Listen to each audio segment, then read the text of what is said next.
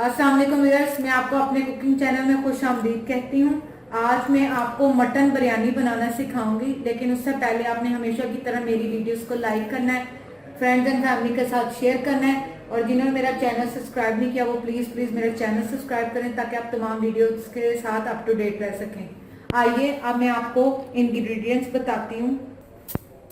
ये मैंने तकरीबन ये आधा किलो से ज़्यादा ही है, लेकिन आप क्वांटिटी में समझ लें आधा किलो मैंने मटन लिया है।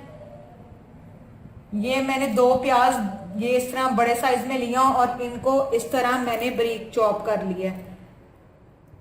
इसके बाद मैंने 2 अदर टमाटर, अदरक लहसुन का पेस्ट, ये मैंने 1 चम्मच अदरक लहसुन का पेस्ट, आधी प्याली दही, 1 नींबू का रस इस्तेमाल करेंगे। इसके बाद मसाले, ये साबुत गरम मसाला आप पिसा हुआ भी ले सकते हैं, आधा चम्मच हल्दी, 1 चम्मच सुर्ख मिर्च और नमक हस्बे ज़रूरत। बिरयानी के लिए हम एक कुकर में ये सारा गोश्त डालेंगे। सबसे पहले अब इसमें कटी हुई प्याज, हल्दी, सुर्ख मिर्च,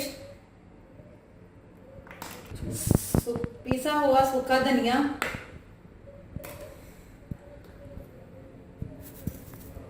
नमक। अब हम इसके अंदर 1 चम्मच अदरक लहसुन का पेस्ट ऐड करेंगे।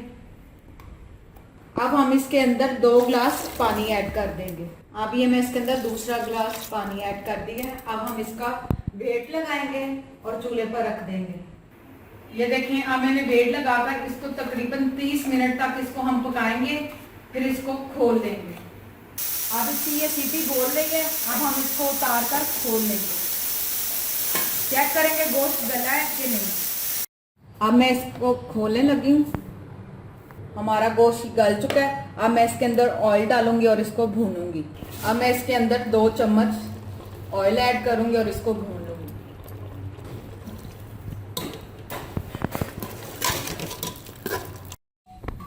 ये देखिए, मैंने टमाटर को चॉप कर लिया। पहले मैं टमाटर डालूंगी और 1 मिनट के अब हम इसके अंदर टमाटर ऐड कर देंगे। टमाटर को भूनकर अब मैं इसके अंदर बिरयानी मसाला ऐड करूंगी। आप किसी भी कंपनी का बिरयानी मसाला यूज कर सकते हैं। अब जैसे ही ऑयल छोड़ेगा तो हमारा ये मसाला तैयार है। हम फिर चावलों की तरफ चलेंगे। ये देखिए, मैंने थोड़ी सी इमली लेकर पानी में मैंने भिगो दी है। अब हम ये इमली और पानी सालन में डालेंगे। अब मैं इसके अंदर इमली का पानी डालूंगी और इसको 5 मिनट के लिए ढांक कर रख देंगे और फिर चावलों की तैयारी करेंगे।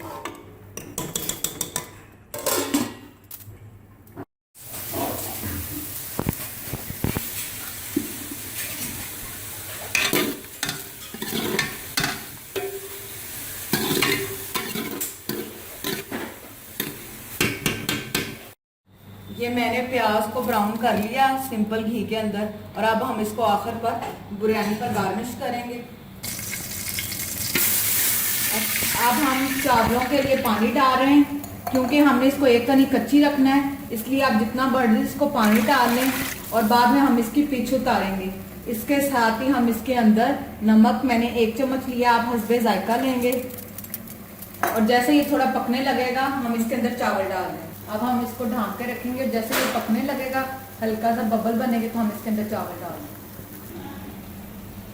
देखिए, मैंने 3 गिलास तकरीबन 1.25 किलो के करीब ये चावल है, मैंने इसको चुनकर भिगो लिया। अब मैं इसको पानी में शामिल करूंगी।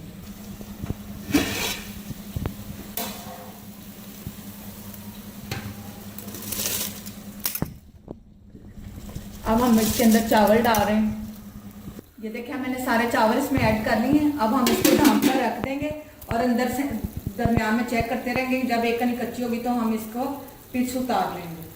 ये देखिए, ये अब हमने एक कनी कच्ची रखकर इसका पानी निकाल लिया है। अब मैं इसकी तह लगाऊंगी एक चावल की तय और एक सालन की तय, वो मैं आपको लगा कर दिखा देती हूँ। फिर हम इसको दम पर लगाएंगे और ये हमारी बिरयानी तैयार हो जाएगी। ये देखें मैंने इसकी पिच उतार ली है। पिच उतारने के बाद हम इसके अब चावलों की तय लगाएंगे सालन के साथ। अब देखें नीचे चावल है। इसके बाद हम ये इसके अंदर मसाला गोश्त ऐड करेंगे इस तरीके से, और साथ ये मैं इसके ऑयल डालती जाऊंगी। इसके बाद फिर चावलों,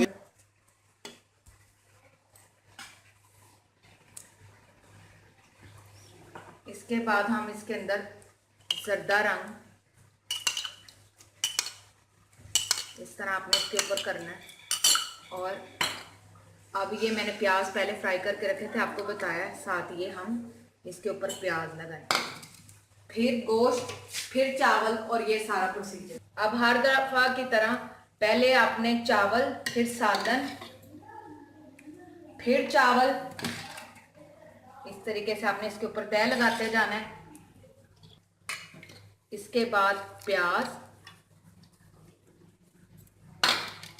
और ये जर्दा रंग, यही तरीका कार आपने फॉलो करते जाना है।